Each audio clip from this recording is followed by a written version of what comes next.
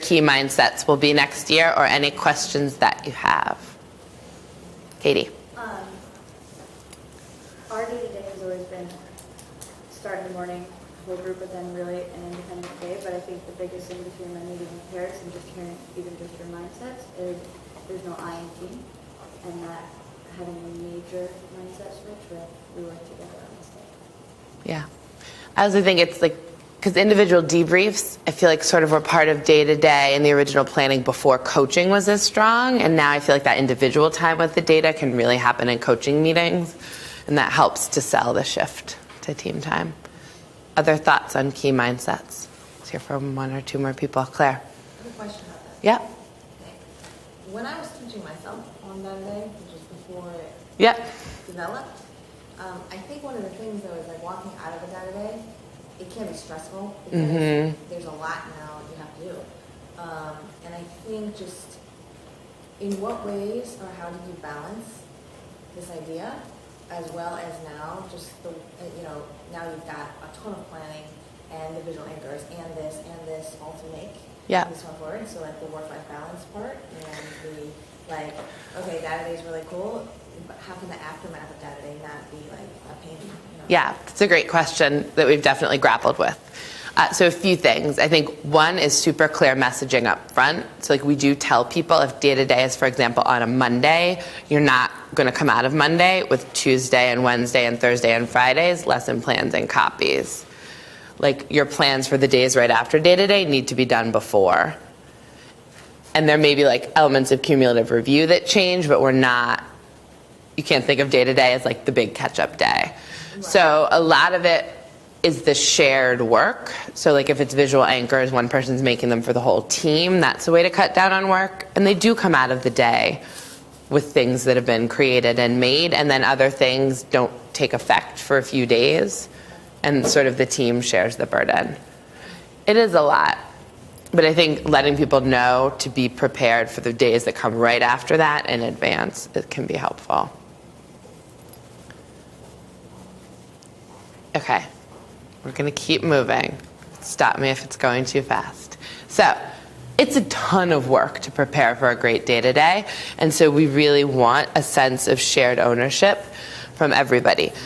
So if you look at tab 4, that's the shared ownership tab, we'll look at some artifacts of how we do it at Elm City, and we did not always do it that way. Back in the days of the just color-coded folders with all the paper, that would be me and maybe another member or two of the leadership team, like staying up half the night, like having a tantrum and a freak out and throwing the copies everywhere. And then the days were a lot less effective. So 2 major benefits of shared ownership is 1, you won't lose your mind, and 2, it took me a while to believe this, but it's really true, and we'll see examples in a minute, like the day is much better. Because looking at 5 grades of data across all the subjects, my own analysis and preparation for the day was never as incisive or effective as what like grade team leaders and subject leads can do with the right support. So people need a lot of support in how to create a data story or how to analyze the data that they're seeing, but they're much closer to it if they teach the subject, if they see the kids every day, if they're planning themselves. So it'll be a much better day. So some things about shared ownership. You'll see like where we got if you look at the first email in tab 4, and this is just an example of an email that I sent to all of our grade level chairs like a week or 2 before day-to-day 4 this past year. And this is just in here to show like the depth and breadth of the preparation that other people can do. So grade level chairs were responsible for preparing the agendas for all of the subject meetings on their grade level and soliciting input from subject planning point people as needed, and they were also responsible for creating the data slides for the big slideshow at the beginning of the day. And we're going to see a little sample. It's your moment, Harris. Of some of the slides that they created. So we've always started day-to-day with a big slideshow to show all the data, and that's mostly about setting mindsets, like celebrating the great stuff, really owning the bad stuff, and having a team feeling around that. Like we all look at everybody's data and nobody should be embarrassed. If like third grade math is in the toilet, that's everybody's problem. If kindergarten reading is doing really well, that's everybody's success. And I used to make the slideshow myself, all 5 grades, all the subjects. And again, it was like a tantrum moment. And Harris gave us the feedback one time. He said, after watching me do one of these, wouldn't it be more effective to have grade level chairs present this data themselves? Because if you're setting the mindset of shared ownership and we really own this data, it'll be a lot more powerful from the people who are closer to it. And I resisted. And Harris gave the feedback nicely again. And then the next day, I still made the slideshow, but grade chairs presented it. And it wasn't just how I would have done it that first time. I felt like they weren't hitting the great stuff hard enough and really owning the bad stuff. But it was a lot better the next day. And then gradually over time, it got to the point where first I'd send a template of the slideshow and they would change things, and now they just make everything themselves, which is great. And here are a few examples of how good it can be when the people that are doing it are really close to the data. So our kindergarten grade chair made these slides about writing. This was from IA5, and often just a number in writing feels really sort of disconnected and not very useful, but she really broke it down into thinking of it as these are averages of the 6 traits rubric. And if our goal was that everybody was going to get a 5, like our goal was to get to, it's really 83%, but we rounded up. You know, we want to get to 85% as a grade. And back in the baseline, we were at, you know, about a 1 out of 6 on the rubric at 12%. And like, this is how it's grown over time. But this is the context of where the goal is. But then she actually like put student writing in there, because just looking at that numbers can get you pretty far away from what it means. And again, like this is something I would try to do, but she was so much closer to the writing because she taught it and these are her students. So she was able to look at, you know, here's Kenny Flores in the baseline, here's Kenny Flores now, and this is actually what it means to go from 12% to 80%.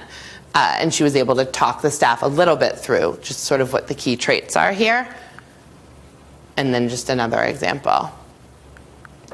And then, so that's just part of her data show, but I just wanted to give you a sense of the different things that people do, even as they're reporting the same basic information. So this was the first grade level chair, created these slides, and this was again from Data Day 5, and her sort of thesis behind this was that the first grade results were the result of really effective interventions, and that students that had been in structured interventions had made enormous jumps in their F&P score, and that we achieved our goals in F&P in first grade for the first time ever. And her theory about why was the students that over the last 2 IA cycles had been in these structured interventions and had reached proficiency, which allowed us to be at 97% proficiency for the first time.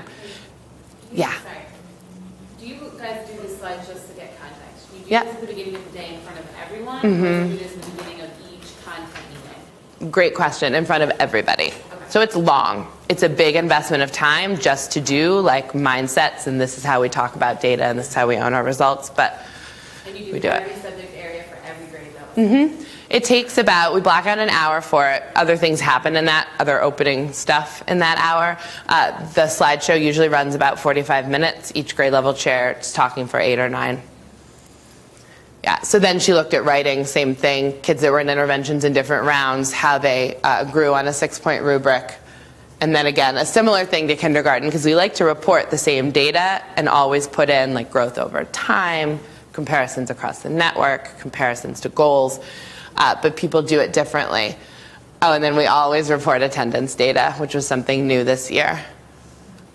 And then, okay, this one is our third grade chair. So this is just another example of how somebody really close to the data can pull things out of it that I couldn't from a higher view.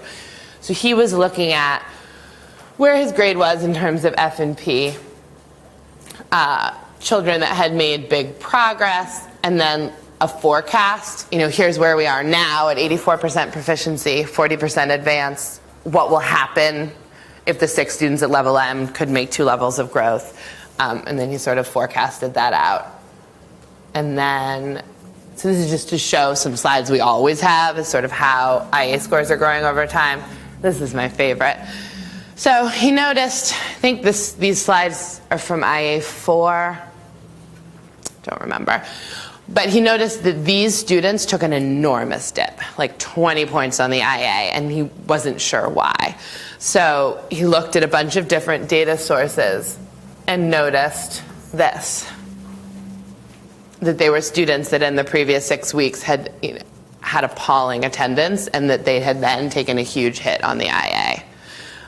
So again, if I'd been preparing all the data for 5 grades, I never would have gotten to something like this. But since he was looking at all the different data pieces and mulling and thinking for like a week, he came up with something that was pretty effective. And then, more about that later. And then we always, I mean, this is just an example of like really owning the hard stuff. We always put the previous year's Achievement First report card comparisons at the end of each grade slideshow, because we, in most of the grades, were just like really bringing up the rear across the network the previous year, and we just want to keep that in everybody's mind so they feel a little fired up, but also comfortable sharing hard data without feeling embarrassed. And then at the very end, I do like to sort of tie it all together. So like this was from Data Day 5, and this is my favorite piece of data ever. So these are our F&P proficiency and advanced numbers. So it's like % proficient / % advanced. And what this was looking at was over the 3 years that we'd done data days, what our results were each year, and it followed the progress of each grade level, but also each cohort as they moved through the school. Because our sad old data story used to be decent results in kindergarten and a precipitous decline every year that students moved through our school. This was the first year that we could say, with the exception of the advanced number moving from first to second, every other number moved as the grades went up. So cohorts were making gains every year instead of declining. So then we had a, thanks Claire, and we had a theory about why that we shared at Data Day, which was that like really targeted guided reading instruction in the upper grades was what was making this difference. Okay, so that's just what the slideshow can look like. Oh, thanks Harris. When you have a lot of brains working on it and really looking at the data. Other things for shared ownership. Right, so you definitely want a big team planning it and executing it, and a lot of shared ownership there, but also shared ownership among the staff. Like this shouldn't feel like, oh, they did this work on the data and I'm passively listening to it. This is our shared project. So something that we did, if you're still in tab 4 and you flip past the email, you'll see the Data Day pledge. And this was something that Morgan cooked up when we once didn't have something planned for a Data Day closing. So like good ideas coming from moments of real stress. We're like, what are we going to do? It's just going to be one thing you liked about Data Day again? And he came up with this pledge in about 20 seconds. But it's been really effective.